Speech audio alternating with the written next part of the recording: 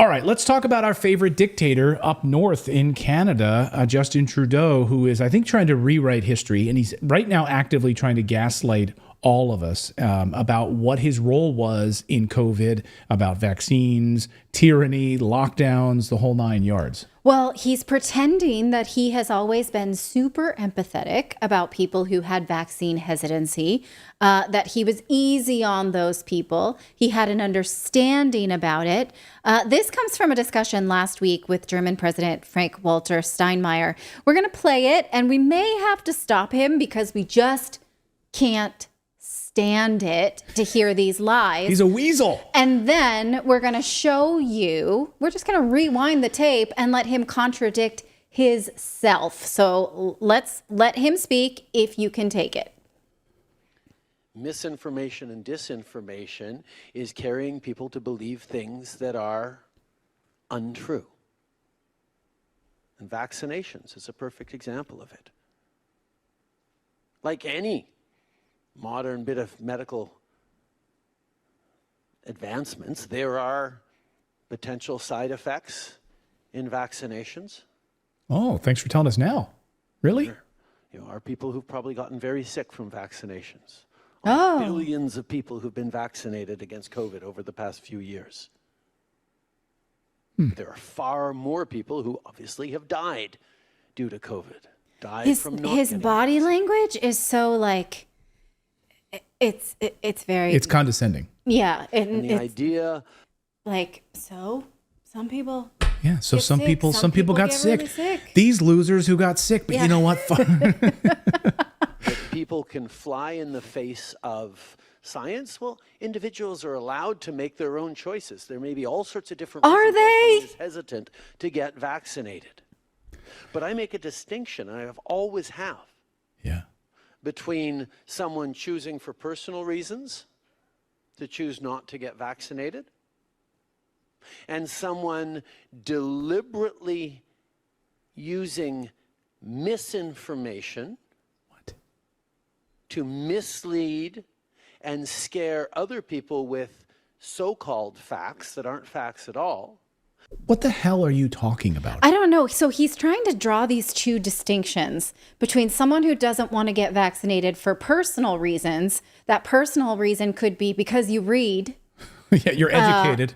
And someone who uses misinformation not to get vaccinated. Now, that means that someone who uses misinformation is someone who uses information that the government doesn't like. That's really the only way to parse out these two groups of people. So these two unvaccinated groups, one group has personal reasons and the other group has things that they read that they find data points that the government doesn't like. That's the only way I can distinguish. So how these is that groups. any different than personal reasons? Right? Well, because you got to show your work. It's like math class. You got to show your work. You may have got to the right answer, but you didn't do it the right way. So if the little old grandma example. over there is like, no, I just don't want to do it because I don't want to do it, he's fine with that. But if the other person over there, the other little old grandma is like, I don't want to do it because you know what? I've been watching the show Redacted and I've been learning and I've been seeing what this could do to my body. And so I don't want to do that. That's who he has a problem with. I suppose that's a tale of two grannies. Yeah, I'm just trying to find like sweet old grandmas as an example. And he's deciding that because someone has information that the government doesn't like, that's a person that falls in this other second bucket. I suppose. And he's pretending that he was so empathetic and kind and gentle on these personal reasons groups. I never saw anything like that. I never saw any kindness to any distinction between people who did not want, or refused to use the word anti-vaxxer. I hate it. Well, I mean, he was even harsh on some of the truckers who were vaxxed. Well, I was going to say they were very gentle. They were very gentle when they seized those truckers' bank accounts and their PayPals, and like they were very gentle about it. They were very nice. Like, I'm sorry, I have to take your money. It's personal. I have to. It's not personal, actually. They said. Yeah, so it's not a personal decision, I guess. That lead them to make a choice that endangers their lives and the lives of other citizens. Yeah, so as Prime Minister, through the greatest public health crisis that we've faced in 100 years in this country, since the Spanish flu, my responsibility was to keep as many Canadians alive as possible. And all of the scientists and the medical experts and the researchers, not just in Canada, but around the world, understood that vaccination was going to be the way through this. Except for the ones that you didn't allow to speak, who completely contradicted your experts, all of the medical experts who were allowed to testify before Congress, but then were banned and blocked on social media and deplatformed. What about those people? Or your World Economic Forum approved medical experts, your Klaus Schwab approved medical experts that were allowed to speak in Canada and not silenced. Those people? And therefore, while not forcing anyone to get vaccinated, I Not chose forcing anyone, to he make says. sure that all the incentives and all the protections were there to encourage Canadians to get vaccinated. He never asked anyone, never forced anyone to get vaccinated. I mean, he literally said, you will not travel this year to see any family members or for business if you're not vaccinated, except under some extreme exemptions. Yeah. He literally said, you're not going anywhere unless you have. So, okay, not forcing, right? But he certainly made life uncomfortable if you didn't want to. I mean, Maybe he doesn't know the meaning of the word encouraged. Like, you keep using that word, but Yeah. I don't think it means what you think it means. Right. does he go on? A little bit And longer. that's exactly what they did. We got vaccinated to a higher level than just about any other of our peer countries. And that's why we had a less deadly pandemic than most other countries. Now, here he's pretending how understanding he was about people who didn't want to get vaccinated for personal reasons. He never made that distinction during the heart of the pandemic. Here is a quote from 2021. This is December of 2021. And he went on a French TV show, Western Standard. And so, because I don't speak French, I'm going to show you the transcript of it. He says, we all know people who are deciding whether or not they are willing to get vaccinated, and we will do our very best to try to convince them. However, there is still a part of the population that is fiercely against it. Now, keep in mind, he's talking about a part of the population that doesn't want to get vaccinated. They don't believe in science progress. They are often very misogynistic and racist. So he here is saying that people who don't want to get vaccinated are often misogynist and racist. He says this leads us as a leader and as a country to make a choice. Do we tolerate these people? So he's saying he was super sensitive about it. Here he's asking himself if he should even tolerate their existence. He says over 80% of the population in Quebec have done their duty by getting the shot. They are obviously not the issue in this situation. So I don't think this is the language of someone who was sensitive to people who didn't want to get vaccinations for personal reasons. He also said at the time of the trucker convoy that Canadians who protested vaccine mandates held unacceptable views, and he called them fringe minority. Watch this. Canadians have stepped up to do the right thing to protect the freedoms and the rights of Canadians to get back to the things we love to do. We know the way through this pandemic is by getting everyone vaccinated. And the overwhelming majority, close to 90% of Canadians, have done exactly that. The small fringe minority of people who are on their way to Ottawa or who are holding unacceptable views that they're expressing.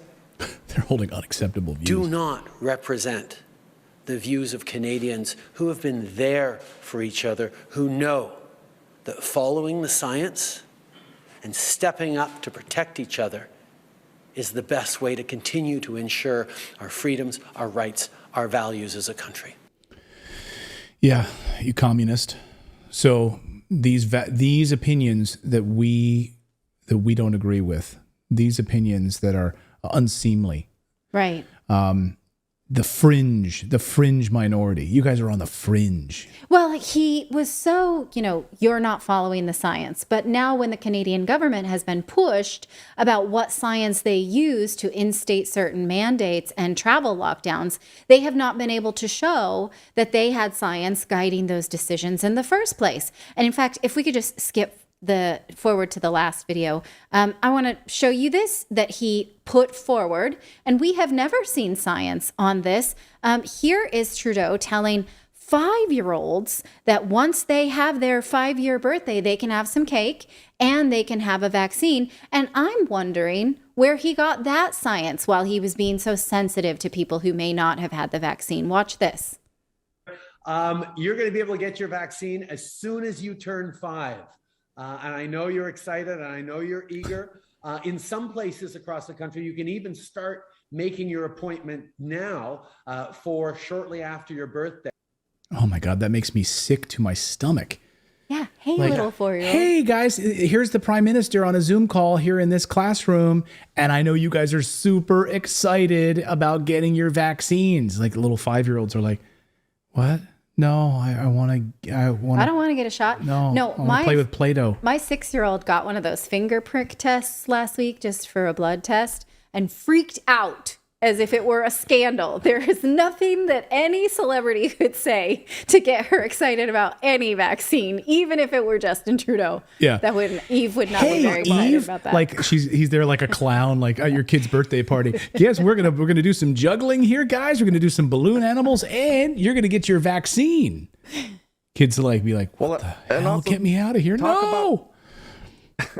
Creating division with kids. We know kids tease each other about things like, anyway, I got my vaccination and you didn't. Like, you know what I mean? It's like, right. I don't know. If my daughter saw this video and be like, hey, Eve, guess who's on, this Zoom call, to convince you to get your COVID vaccine. And then like I put her on, like, here, it's Justin Trudeau. This is what she did with class at home a lot. She was like, nope. Yeah, she would walk away. She's like, no way, I'm not doing that. Yeah. Hey, Barack Obama is doing a FaceTime call, Eve. Barack Obama wants to talk to you. And who's all right? Okay. Barack Obama, the president of the United States. Hi, Eve. It's Mr. President, President Obama. You are very lucky. You just turned 5. You get to go and get your very first shot. She would go, mommy, and she'd throw the phone down. No kid is excited at that. It's propaganda. They jabbed Elmo and Big Bird. Yeah, and they were paid to do that. I mean, it's like it made the U.S. taxpayers foot the bill for Sesame Street to do COVID propaganda. Unbelievable. This weasel. So we will hold him accountable. He's trying to gaslight and rewrite history as to what his involvement was, of course, in pushing vaccines and telling us all, and then, of course, calling you racist or misogynist if you didn't want to get it done. Thank you so much for watching this segment here at Redacted. We are live every day at 4 p.m. Eastern Time, trying to share the stories that the mainstream media will not cover. You should also come over and join our community of Redacted Rebels over at redacted.inc. That's our private locals community where we can share exclusive content that we simply cannot share here on YouTube. Come over and join the rebellion together right now by going to redacted.inc. We'll see you next time.